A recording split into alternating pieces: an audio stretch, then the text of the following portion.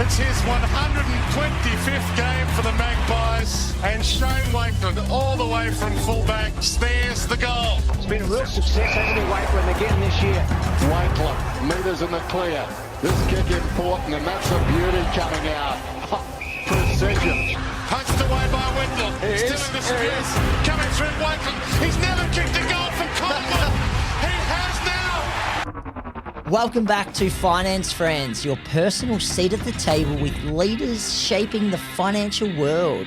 In this exclusive season, we meet with high-profile, incredibly successful athletes who achieve the greatest heights on the sports field and are now dominating the finance world.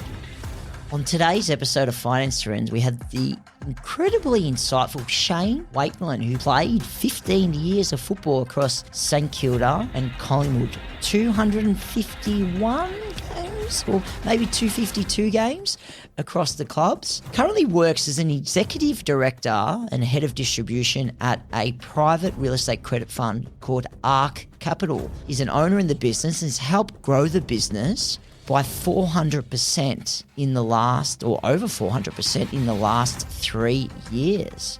He shares experience about playing at Collingwood Football Club and the demands and expectations from Eddie McGuire as the president, as well as Mick Malthouse. He shares his experience transition in finance, and it's not always easy, and how resilience is needed to be successful to transition. Listen to this episode. Good morning, Shane. Welcome to the Finance Friends podcast. How are you today? Great, Fabian. Thank you for firstly inviting me, and it's wonderful to be here. We're only just talking briefly before that. I think I've done one podcast previously about 2 years ago, and it's nice to be here. Well, it's good to have you on. Got a lot to offer. I've seen we were just talking about Wimbledon and the tennis just before we got on air, and we actually met at the Australian Open circa maybe 5 years ago, was it? Yes, it would have been. And it's actually become one of those great days in the sporting calendar, hasn't it? For certainly, and obviously with the overlay of it being a financial services day, everyone from the industry, whether it's fund managers, financial advisors, and everything in between is there. But it's a great Friday, that one. It is. It's not much tennis is watched, No. but lots of beverages are consumed, and everyone's having fun and socialising and networking in the beer garden, which is great. Yes, absolutely. And I have promised the team we'll get a few of them along next year, because it's one of those great days and a great way to kick off the year as well. Yeah. So it'd be good to when we did meet 5 years ago, a few years after finishing football. So maybe just start us off by what are you doing now? Who do you work for? To give our listeners a bit of insight into who you are as the finance professional. Yeah, thanks, Fabian. Well, my journey's been, I guess, multifaceted since I retired from my first career being AFL footy. And so I retired at the end of 2008, and I had the education, didn't have any experience, didn't really have any on-job training, so I was jumping in the deep end. My first role was actually in finance at Deloitte, in corporate finance, and geez, I was green. I was surrounded by a heap of these young, up-and-coming stars, PhD students in finance, and super, super smart across multiple fields. But I say I lasted 4 years. I certainly didn't thrive in that environment, but I identified pretty early that that corporate world wasn't so much for me. I'd come from an incredibly rewarding 15 years playing AFL football. Great work-life balance. You couldn't call it work. And you're in control of your own destiny. And, you jump off the deep end into a GFC, mind you, 2009. But it really laid a wonderful foundation for me, firstly in finance. I temporarily went back into AFL footy for a couple of years, and then pretty much the last 10 to 12 years since 2015, I've been in property, and then the last 6 to 7 years in funds management. So I guess when I'm very much a reflective type, and if I reflect on my decision making post football, there's certainly some decisions I would have made differently, but I've come to the conclusion that it just is what it is. My time going back into AFL football, which was ironically with St Kilda Football Club heading up commercial operations, I reconnected with a lot of long-time St Kilda supporters then, some very successful people in their own right, and they've become an important part of my life just for bouncing ideas on and ultimately, and I'll touch on that in a minute, my current business partner, Perry McDonald, our MD of ARK Capital, which I'll touch on a little bit more in a moment, we become great mates at St Kilda. So it's really interesting, those sliding doors moments, the circle of life where you connect with people you have really strongly aligned values with, that share similar interests to you, and at a point in time down the pathway of life, you reconnect. So I'm now a shareholder, executive director of distribution and investor relations at ARK Capital. So we're a private real estate debt fund manager. So we are largely allocating capital, raising capital and allocating capital to the development phase of property developments. And put simply, we fund developers in residential land subdivisions, industrial land subdivisions and industrial warehouse self-storage. That's sort of our key area of expertise. We currently manage about $450 million in contracted funds under management across 36 projects around the country. And as I touched on before, I joined the business a little over 3 years ago when we were at sort of circa $60 million. And I was invited into the business through Perry. He had a couple of business partners at the time, and the planets aligned. And I'd finished 5-6 years at a previous fund manager where I'd established the distribution capital raising strategy there, learned a lot. I was pretty green when I come into the industry going back 8 years ago, but I learnt the whole matrix that is financial services of research and platform and bank-owned private wealth groups, own licensed for sales, investment consultants, all the fun stuff that you've known for many, many years. And I guess it was just that curiosity and appetite to learn, which then ultimately landed me as a shareholder of ARK Capital. And I think that's really been my attitude both during my footy career and then post-footy, is just continue to grind, have a great curiosity for information, for learning, align yourself with people a lot smarter than yourself, and identify people who've got really strongly aligned values and behaviours. And so that's sort of, in a nutshell, my last 15, 16 years. Yeah, well, it's really insightful. Thank you for sharing. And maybe go into a bit more detail. What does your role involve? Executive Director, Investor Relations, Distribution? Can you share with our audience that might not understand the terminology? What do you actually do? Yeah, so put very, very simply, we are like a private bank. So firstly, we identify investors who are looking for consistency of income as part of their overall investment portfolio. So on any given day, I'll deal with private wealth advisors, ultra high net worth individuals who may be running a self-managed super fund, family offices who have been investing in this asset class for a long time. And I just really talk to them and understand what it is they're wanting to achieve in terms of this part of their investment portfolio. And then a critical part of that is talking about how we allocate and the types of projects we allocate to, how we mitigate and manage risk in the projects that we invest in. So I sit on the investment committee along with two of my fellow shareholders and executive directors and our head of origination execution team.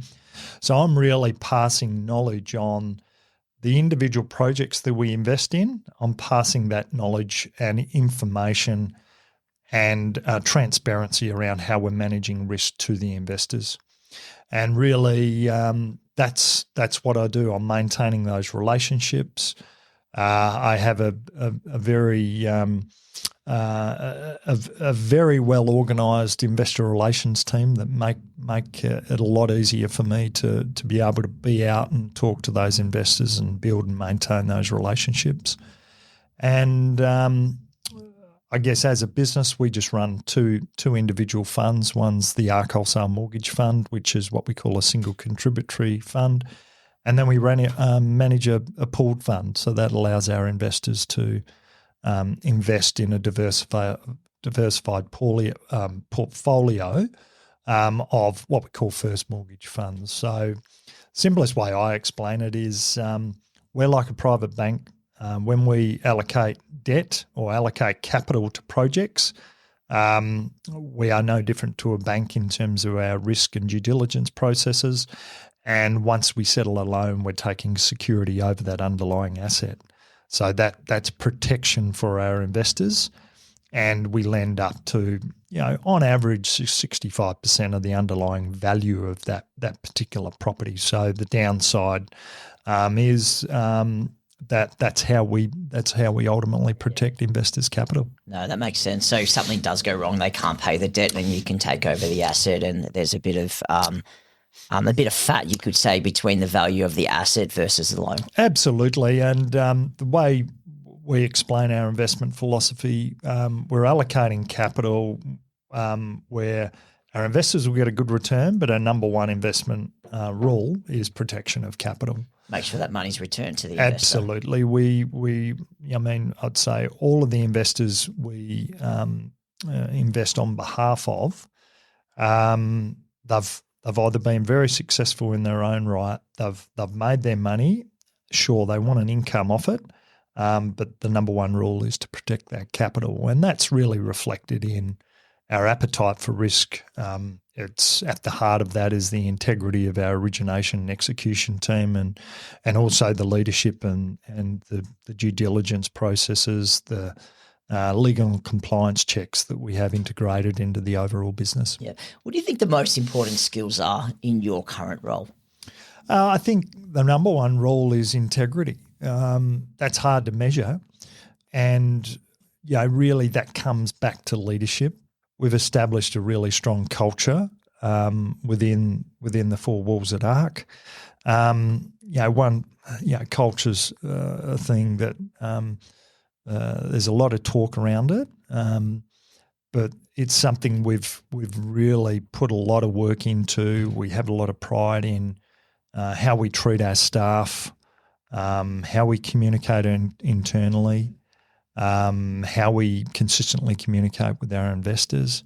So our business is really one that's been built on integrity, trust, investor-first mentality, and that comes back to making good decisions based on really detailed information every minute, every hour, every day. And your role specifically, it's obviously you're dealing with investors, so communication's important, open, honesty, transparency. You're in a leadership role too. Can you share maybe some insights? Obviously, you mentioned you played footy for 15 years across 2 different football clubs. What did you learn playing football as a professional football player that you've been able to instill in business today?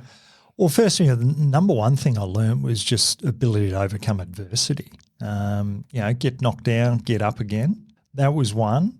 I learned the importance of accountability. Being accountable for your own actions on the field, and don't blame anyone else. Take on that responsibility and accountability. In a team environment, the importance of empathy and care to your teammates. I've certainly brought that into our culture and our environment. The supportive mindset, but probably most importantly, just the ability to consistently work hard and grind. That's the biggest thing I've learnt from that professional sporting environment. From a leadership point of view, that's really been driven. I've been very, very incredibly lucky to work under some great leaders, including Eddie McGuire, who was president at 34 when I first joined the club in 2000. Mick Malthouse, who was my coach for 8 years. They were ruthless in their pursuit for excellence. Can you share some insight into their leadership style and what they demanded of you as a professional athlete? Yeah, well, we were fortunate when I first joined Collingwood, and I will speak a lot about Collingwood because that was where I had the most success as an individual player. I certainly had a wonderful 7 years at St Kilda, and we played finals 2 years, made a grand final in 97. So we're setting some reasonably high benchmarks there and some reasonably high standards as a team. But when I came to Collingwood, we had three very unique individuals. One was our captain, Nathan Buckley. Mick was obviously the coach, second-year coach, and then Eddie McGuire. Firstly, he had come in 2 years previous, and just his infectious enthusiasm and just commitment to getting better every day and demanding high standards from everyone within the football club. You know, his sheer power of personality just drew that out of everyone, whether you're a player or a coach or a part of the broader executive or staff. He had a real passion and strong belief, obviously in his own ability, but where he wanted to take the Collingwood Football Club. And the club wasn't in a great shape in the early or the late 90s and early 2000s financially. It was obviously a massively supported club, but he, over his 24 years, he took that to, or 22 or 3 years, he took that to an incredible level. Arguably the largest club in the country now. It is, yes, the highest supported, and performance always helps that. And I think we've elevated to the next level the last 3 years under Craig. Mick was same but different, just was ruthless, set incredible standards. He understood people very, very well. He knew the players that he had to prod and push, and the ones that he had enormous amount of trust in, he knew he could go and let them have their space and continue to be professionals. But Mick's biggest strength, I believe, was he never allowed complacency to set in, even if we'd won 10 in a row. His ability to observe just little elements of complacency, whether that be in training or in the gym, or a couple of players getting late to training in the mornings, he'd pick it up. And he never had any hesitation to tell them, whether it's in front of the group or behind closed doors, and he knew which ones to push and prod. And did you ever get a talking to? Oh yeah. No one missed the hairdryer of Mick, even the captain. I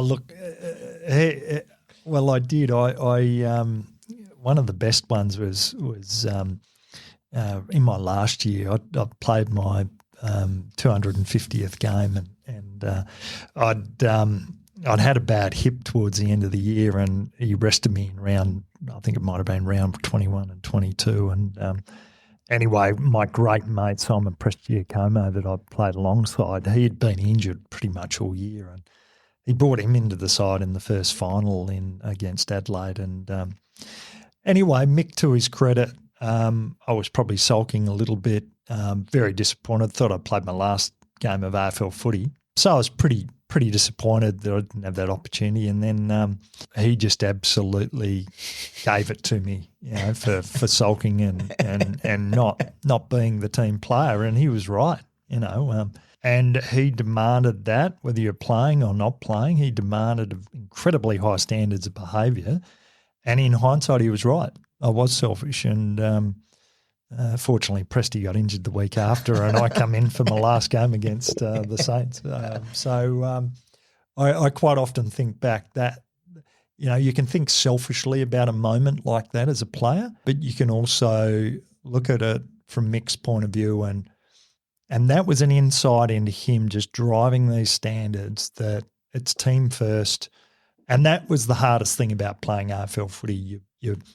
It's an individual sport within a team environment, and sometimes your biggest competitors are your teammates. But he had just that magic ingredient to be able to demand that from every player within the group and in the squad. Yeah.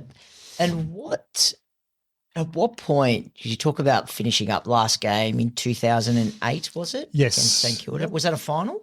That was a final, ironically, against St Kilda.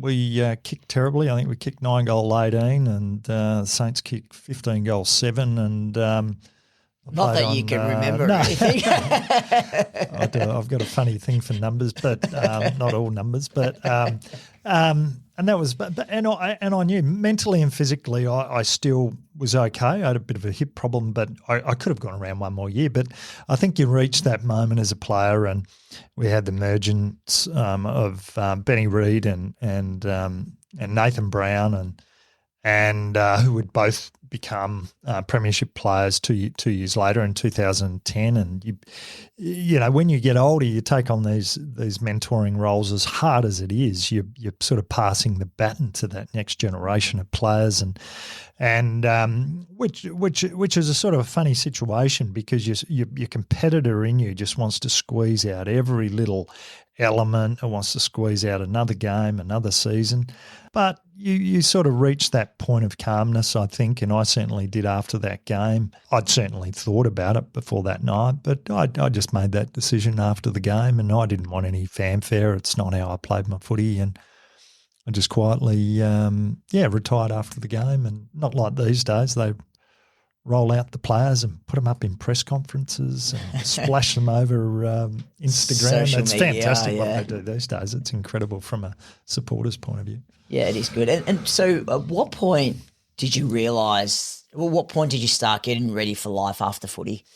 Probably when I got sacked by the Saints in end of 2000. Yeah. So I'd played 90 games going into the 2000 season. Unfortunately, I got a serious Achilles, partial rupture of my left Achilles, end up having an operation. And unfortunately, I spent about 6-7 weeks in Mercy Hospital in East Melbourne with an Achilles infection. So skin grafts and whatever else. So talk about resilience. It'd be hard to come back from that. Yeah. And you know, as anyone who's played 15 years will just have these, you know, it's certainly not a a smooth sailing and linear path of improvement. You know, you have a lot of bumps along the road, and it's those really tough moments mentally and physically where you reflect on it. It builds this residue inside you that makes you tougher, and it gives you just an appetite to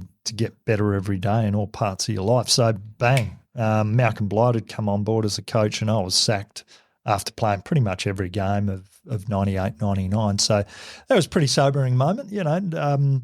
Up until then, I'd done an undergrad science degree, so my brother and I had a real curiosity and appetite to learn. Not overly smart, but a bit of a grinder, and that was sort of at a stage, I was 25, 26, and didn't really know what I wanted to do. It's that is one of the challenging things when you're in the cut and thrust of being a professional athlete is to really think about it in depth of what you want to do post footy. But that was the fork in the road for me. I was sacked, and then suddenly it was like, oof, geez, footy career's over at 25, 26, and I had visions of playing through to my early 30s, and so it was that moment I enrolled in a MBA, a Masters of Business in Accounting and Finance. My first year at uni, I had a great, one of the players who'd been recruited to the club, who became one of my great mates at Collingwood, Jimmy Clement. Oh, yeah. He'd started an MBA at University of Melbourne, and I thought, well, I might do that. I'll just do that. And so I did that for part-time for 6 years and started a young family, and it was the best thing I did. I talk about growth as one, it's about education, one, it's about training, and then one, it's about experience. So I had the education. I didn't have any experience with work. I worked part-time with a private equity firm a couple of days a week in my last year. And then I just got out on the hustle and managed to land this job at Deloitte. So I come out, jumped off the deep end, and I had wonderful experience within the four walls and great networks, and I've met some wonderful people who have come from very successful working backgrounds, CEOs, CFOs, successful business people, but really didn't know how I could tap my skill set and my relationships.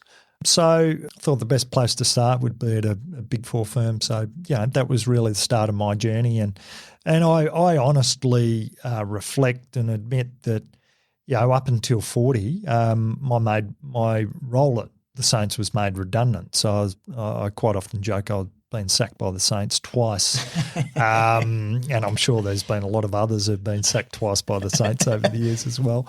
But I got to 40 and it was like that real – sliding doors moment. I go, and I admittedly, I'd probably lost a little bit of ambition, a young family, all the tough things that I'm sure a lot of people out there go through in their life of managing, of being an okay husband, a good dad, building a career, and all the pressures that come and building that financial pathway. And I made a decision then. I loved real estate. Did you invest in real estate while you were playing? Is that have always been a passion for real estate? Not heavily.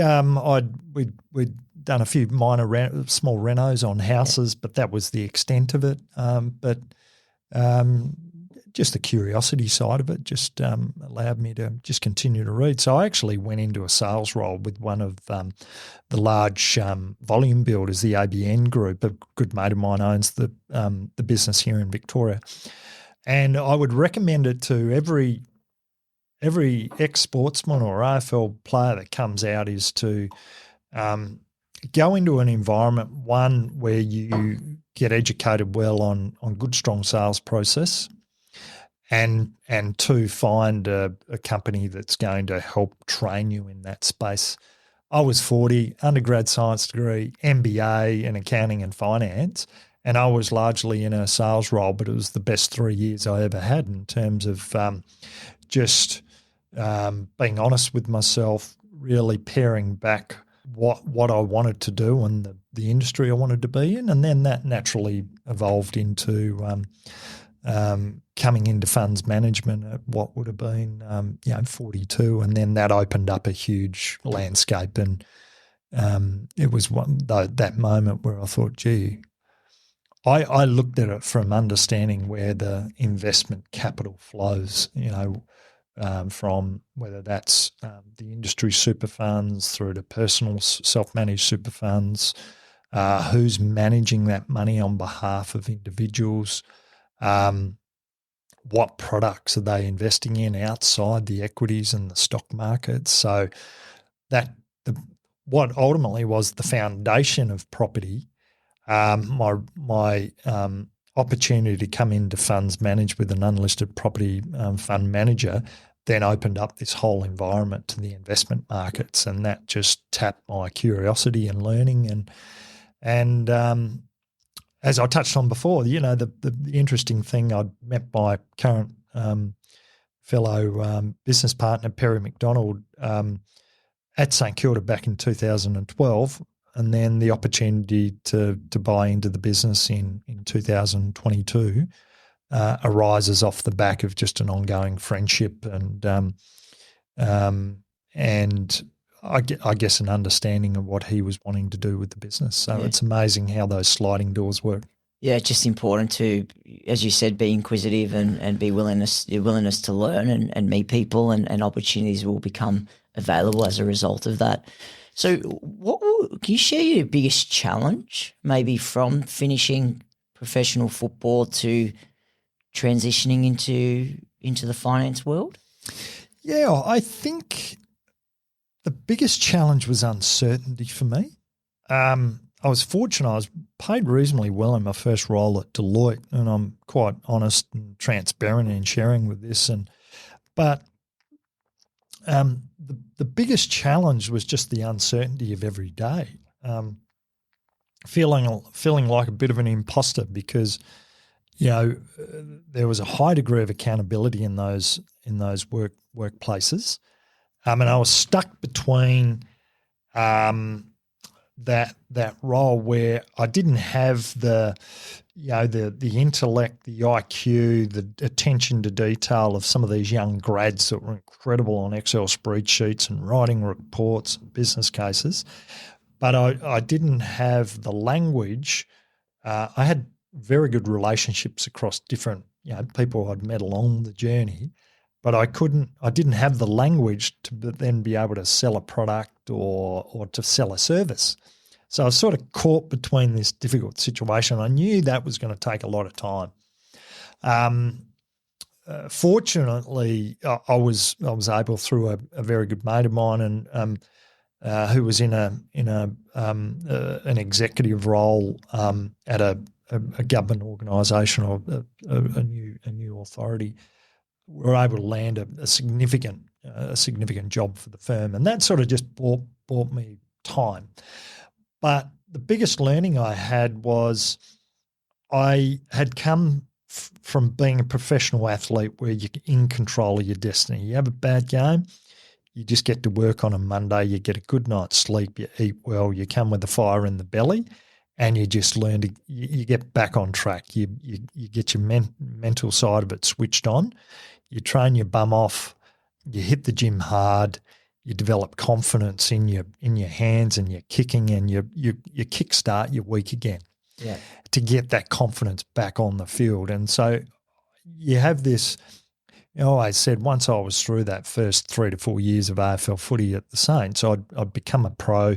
And I was in charge of my own destiny. So I never thought I'd made it as an AFL footballer, because I had these peaks, and then followed by disappointments, whether it's losing grand finals or getting injuries or whatever it may be. But and so you're so used to having this routine and being in control of your own destiny. And that's one thing I didn't have. So, and then with that uncertainty came, our brains are wired in a way that we want to see, we just want to continue to progress forward. And when there's barriers in place, and you don't have the ability to fully control your destiny, that can be really tough mentally. And that was probably the biggest challenge I had, trying to be a good husband, trying to be in the moment with kids while you're juggling a career, trying to be a good dad, good role model. I was juggling part-time commentary the first 3 years out while managing the corporate role. And probably in reflection, I'd probably burnt myself out at some stage, but my attitude was just keep pushing, keep grinding, and I eventually got through that, and that held me in good stead. So what advice would you give to someone that maybe is about to, 250 games across the Pies and the Saints, and transitioning to their next professional career? Is it just be resilient, just continue? It's not going to be easy. Yep, resilience. Use the same attributes you did playing footy. I would say arguably the most important one is to find a mentor, ideally a boss in the workplace you're going into, that's going to really back you, really give you the pathway, the development pathway that allows you to become experienced, allows you to build confidence in a particular area of occupation. And I think that's arguably the most important thing. It's your own personal attributes and what you've built over a long period of time, but it's also identifying someone who can help you and support you as a mentor with your journey, through thick and thin, through good times, through bad times, through changes in the economy which may impact a business or not. That's probably my biggest learning, and I guess on reflection, not kicking yourself too much for, not having the perfect day at work or not progressing that week or that month or that year, because ultimately life's got a funny way of working out if you just continue to grind and continue to back up every day. someone you meet 5 years ago, you may bump into, and they may help you in all different types of ways. My current business partner, which I touched on a couple of times, it's weird. 10 years later, we caught up personally, and the planets aligned. He needed someone like me. I couldn't have, I couldn't have had the success the relative success in our current business without him, and vice versa. So it's, meeting good people along the way, being curious, I call it adding to my toolbox or adding to my core toolkit along the way is arguably what allows you to get to where you get. Yeah. It's interesting you say that because we had Andy Gowers on the podcast, and he spoke about, what he used to be a football player for Hawthorn and Brisbane, and he talks about, telling, he's president now of the club, and he regularly tells the players, when you have functions, be curious, talk to members, talk to people at their corporate functions, find out what they do, learn about what they do. It opens up your mind and gives you an opportunity that will be, potential opportunity of the future. So absolutely, and that's what football clubs. I was fortunate that I had two great football clubs with really strong networks from a business side point of view, and I don't think I ever went into meeting people with a curiosity that they could help me. We come from my brother and I come from a small country town on the Eyre Peninsula of South Australia called Kimber, and us meeting people and getting to know people at the heart of that really comes down to getting to know them as individuals, first and foremost, and that's held us in really good stead. Yeah, and you're a twin, from my understanding. I am. Right? I'm an identical twin. Yeah. So Daryl's been a very successful pharmacist in Adelaide and has owned different pharmacies through New South Wales and Victoria and Northern Territory over his journey. So yeah, he's arguably been the most influential person in my life because We've rode the ups and downs. We've been through grand final losses. He's obviously won a premiership, and we've been, in a way, each other's coaches. We've leaned on each other in the tough times, and celebrated our successes in the good times, and that continues on to this day, which is fantastic. And that would be a big help for you having, your brother. How many games did your brother play? Similar amount to you? He played. He played 9 more games than me. He played 261. I played 252, and I played 15 years. I lost an entire season, obviously the Saints, but So that was a bit of fun. Yeah. And now you've got a family. I know you've got a daughter who's about 19. You've got 2 daughters, is that right? I've got a son and a daughter. So my daughter's 21, Charlie. She's going well. She's doing marketing comms out at Caulfield Monash, and she's going well. And then my son's 19. He was doing science at Monash, and he's actually embarked 3 or 4 months ago on a pro kick journey, which is the punting program. Oh, okay. That's that Nathan Chapman, former Brisbane Lions and Hawthorn player, a Green Bay Packers punter, he developed the program going back about 15 years ago now, and it's really about placing young lads into colleges on full ride scholarships. So he's on his own journey, and it's been great for him. And everyone's happy, and it's all that matters. Oh, that's good. Well, Shane, it's been a pleasure. Thank you for coming on the Finance Friends podcast. You provide really good insight into your career as a footballer, and also, more importantly, career as a finance professional. So thank you. We wish you all the best with as a executive director of ARK Capital, and the business hopefully continues to grow. Thanks, Fabian. Really appreciate the opportunity, and look forward to listening to your other podcasts. Thank you. Thank you.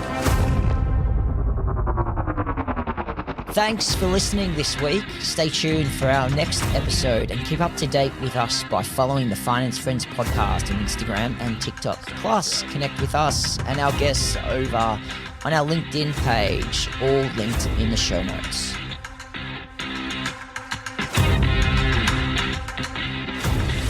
Disclaimer: this podcast exists for informational and entertainment purposes only.